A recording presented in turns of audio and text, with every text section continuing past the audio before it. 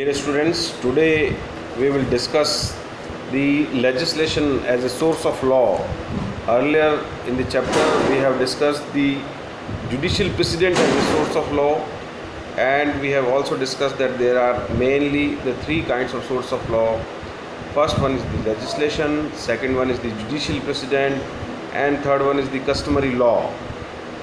And we have also discussed the ratio decidendi and obiter dicta.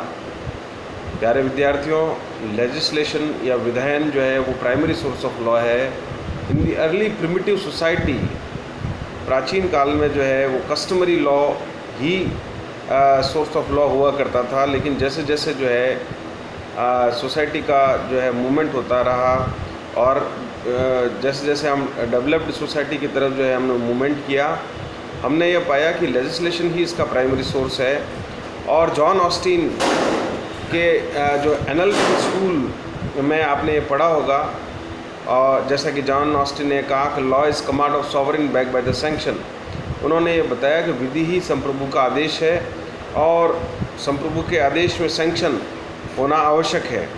तो देखिए, ये जो सॉवरेन है या जो संप्रभु है वो क्या है, वो वही है जो कि लेजिस्लेशन या विधान द्वारा जो पारित किया गया जो कानून है वही उसके बारे में जो है उसको बताता है। तो अब हम लेजिस्लेशन के जो है वो क्लासिफिकेशन के ऊपर जाते हैं। लेजिस्लेशन का देखिए क्लासिफिकेशन अगर हम करें तो लेजिस्लेशन को जो है दो भागों में क्लासिफाई किया जाता है, supreme legislation and subordinate legislation. देखिए, सुप्रीम लेजिस्लेशन वो लेजिस्लेशन है, अगर हम इंडियन कॉन्टेक्स्ट में बात करें तो जो कि राज्यसभा और लोकसभा द्वारा पारित किया गया कानून है, जो कि बिल है, और वो बिल जो बाद में एक्ट का रूप ले लेता है और जब प्रेसिडेंट उसके ऊपर सिग्नेचर कर देता है, हस्ताक्षर कर देता है, तो वही बिल जो है वो एक्ट का रूप ले लेता है। पहले जो है देखिए, बिल भी जो है सामान्य तौर पर जो है मनी बिल, फाइनेंशियल बिल और जनरल बिल। तो जनरल बिल और फाइनेंशियल बिल तो जो है वो एक बार उसको राष्ट्रपति विचार करने के लिए वापस भेज सकता है, लेकिन अगर लोकसभा और राज्यसभा ने दूसरी बार उसको पारित कर दिया है तो प्रेसिडेंट उसको पास करने के लिए बाध्य है। इसी प्रकार से मनी बिल को वो पहली बार में ही साइन करने के लिए बाध्य है। अब अगर हम इसकी प्रक्रिया देखें लेजिस्लेशन की, तो वो जो है वो विभिन्न चरणों में होकर गुजरता है। उसमें विभिन्न जो है डिबेट्स होती है और डिबेट्स होने के पश्चात जो है वो बिल के ऊपर जो है वर्तमान में हाल ही में आपको पता है अभी एग्रीकल्चर रिफॉर्म के बारे में जो है वो बिल पेंडिंग है राज्यसभा में, और इसके बारे में डिस्कशन चल रहा है कि उस एग्रेरियन रिफॉर्म्स के बारे में जो है वो बिल को पास किया जाए या नहीं। कहने का आशय यहाँ पर यह है कि वो सुप्रीम लेजिस्लेशन है और उस सुप्रीम लेजिस्लेशन को राज्यसभा और लोकसभा के द्वारा पारित करने के पश्चात जब प्रेसिडेंट उस पर सिग्नेचर कर देता है तो फिर वो जो है वो बिल एक्ट का रूप ले लेता है। तो ये हुआ supreme legislation. Now so far as the subordinate legislation या अधीनस्थ विधान का जहाँ तक प्रश्न है, पहले हम इसके बारे में चर्चा करते हैं कि अधीनस्थ विधान क्या है और इसको पारित करने की आवश्यकता क्यों महसूस होती है। देखिए, अधीनस्थ विधान वह विधान होता है जो कि सामान्य तौर पर जो है संसद द्वारा पारित नहीं किया होता है, अर्थात पहला, संसद के पास इतना पर्याप्त समय नहीं है, सफिशिएंट टाइम नहीं है कि संसद हर विषय पर जो है वो कानून बना सके। दूसरा, उसके अंदर जो एक्सपर्टाइज जो लोगों की आवश्यकता होती है, ये आवश्यक नहीं कि संसद में जो है वे सभी लोकसभा और राज्यसभा के सदस्य जो है वो इतने एक्सपर्टाइज हों। तीसरा, लैक ऑफ टाइम, हर एक जो है उनके पास इतना समय नहीं है कि वो इतने विस्तृत प्रकार के जो है वो कानूनों का निर्माण कर सके।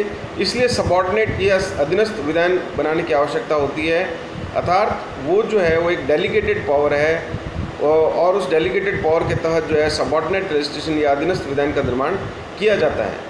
देखिए, जो सबऑर्डिनेट लेजिस्लेशन है यह भी मोटे तौर पर 6 प्रकार का होता है। Colonial legislation, executive legislation, judicial legislation, municipal legislation, autonomous legislation, quasi legislation and local legislation. देखिए, कॉलोनियल लेजिस्लेशन का अर्थ क्या है कि चूँकि भारत जो है उसका इंग्लैंड का कॉलोनी रहा है, तो कुछ जो है लेजिस्लेशन या कुछ विधान जो है वो इंग्लैंड के द्वारा जो पारित किए गए, कुछ सर्टेन एक्सटेंट तक जो है हमने उनको एज इट इज़ ग्रहण कर लिया, उसे हम कॉलोनियल लेजिस्लेशन भी कहते हैं। दूसरा पॉइंट आता है एग्जीक्यूटिव लेजिस्लेशन। तो एग्जीक्यूटिव लेजिस्लेशन जो है सामान्य तौर पर जो है जो प्रशासकीय जो अधिकारी होते हैं या जो प्रशासकीय शक्तियाँ होती है, एडमिनिस्ट्रेटिव पावर्स होती हैं, वो उन जो कानूनों को पास करती हैं उसे हम एग्जीक्यूटिव लेजिस्लेशन कहते हैं, चाहे वो सर्कुलर्स के फॉर्म में होता है या किसी अन्य फॉर्म में, एडेंडम के फॉर्म में या कॉरिजेंडम के फॉर्म में या किसी अन्य सर्कुलर के फॉर्म में होता है, उसका भी जो है वही प्रभाव होता है जो कि एक सबऑर्डिनेट लेजिस्लेशन का होता है। इसी प्रकार से third one is the judicial legislation.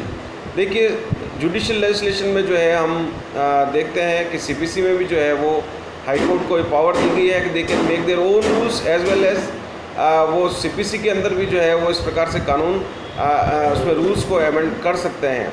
तो इस प्रकार से जुडिशियल लेजिस्लेशन के अंदर जो है वो हाई कोर्ट को और सुप्रीम कोर्ट को पावर दी गई है कि they can make their own rules, वो अपने ओन रूल्स भी बना सकते हैं और कुछ सर्टेन एक्सटेंट तक वो सीपीसी में भी जो है उन रूल्स का अमेंडमेंट कर सकते हैं। तो ये भी एक one of the kind of the subordinate legislation.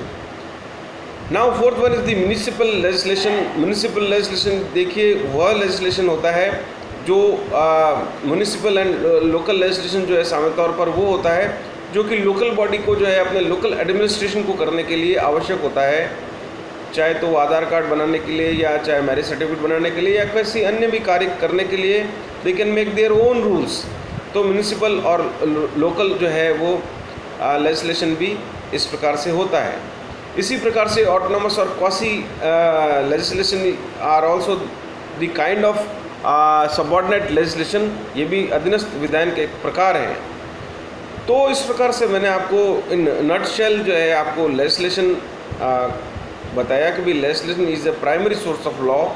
क्योंकि देखिए पहले प्रिमिटिव सोसाइटी में earlier it was a customary law या कस्टमरी लॉ ही उसका प्राइमरी सोर्स ऑफ लॉ हुआ करता था। लेकिन अब जो है वो हमने कॉन्स्टिट्यूशन में आर्टिकल 13(1) में भी दे दिया गया है कि भाई अगर कोई भी लॉ है and which is repugnant to the constitution of India, अगर वो repugnant to the constitution of India है तो वो उस एक्सटेंट तक नल एंड वाइड होगा। तो देखिए यहाँ पर भी जो है वो वही बात आती है कि legislation is A primary source of law.